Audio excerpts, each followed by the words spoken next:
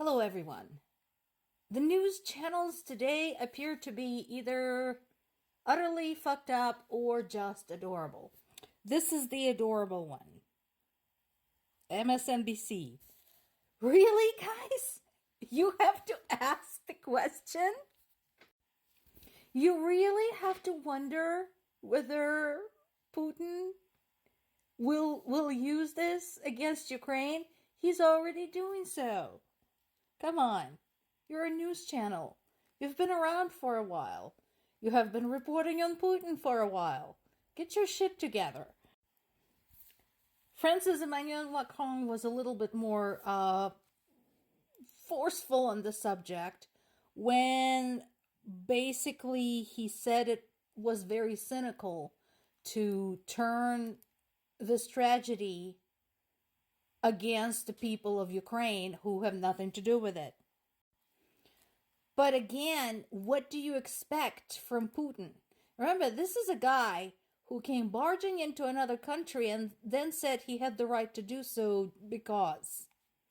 And then forbade his own people to call it a war.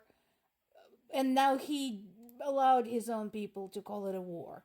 I mean, come on. This is what we're dealing with here. On the utterly disgusting side of media, no surprise there, is Fox News, who is under fire again because they're being sued by the family of a Ukrainian journalist who was killed while covering the war. Basically, the whole thing is covered very nicely in great detail by CNN. But what happened, high level, was that there was a Fox News group who wanted to cover the war. There were areas they were told not to go to. And what they were hoping to do was to get something sensational, something extra above and beyond other news channels by going into the prohibited areas. Among other things, other mishaps they've had there, they had an issue with their vehicle capacity. And so they decided to leave behind their guide, who, among other things, had, first aid training, just practice in how to act in dangerous situations, and so on and so forth. As the result, when predictably their car, along with others, was attacked, one of the journalists died. Another one was initially wounded, and the wound was not too serious. It was a puncture wound.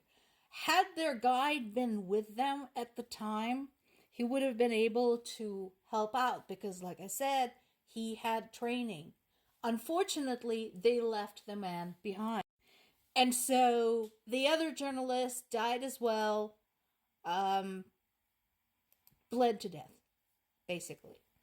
So now his family is suing Fox News for recklessness, for gross safety violations, for putting their people in danger. And I mean, let's not be confused here.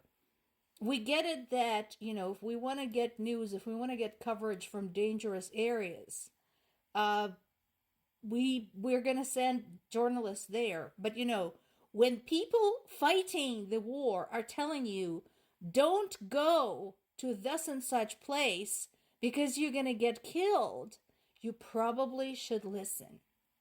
I hope this family bleeds Fox News dry. I hope they destroy them. And I won't be sorry.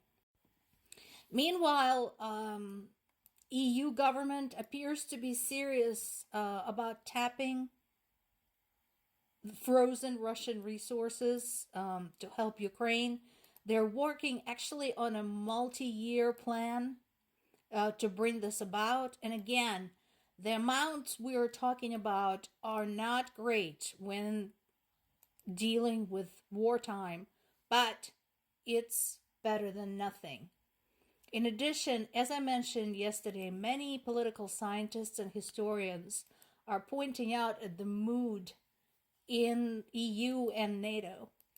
At this time, US is seen as unreliable.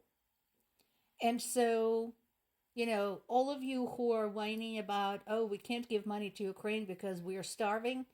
I told you before, whether Ukraine wins or loses this war, you're not going to get that money. Because with Russia looming on the horizon, every extra penny, in the US at least, is going to go toward the military-industrial complex. But from European standpoint, the extra money is going to possibly go also toward developing their own nuclear weapons. Since the US, who is one of the few who has the nukes, is no longer reliable as an ally, and since US politics and US government is defined by basically a bunch of power-hungry assholes who promise to end one of the most complicated conflicts in recent history in 24 hours, people are no longer comfortable with US as an ally. So, people like Trump and his supporters keep saying, well, everybody in EU should pay their dues. They shouldn't rely on the US. What they're forgetting is that if anything ever happens in US or to US, and US has made plenty of enemies along the way, that also means that nobody owes US anything. They can say, oh, remember that time when we were staring Russia in the face and you did nothing? Yeah, good luck sorting out your own mess.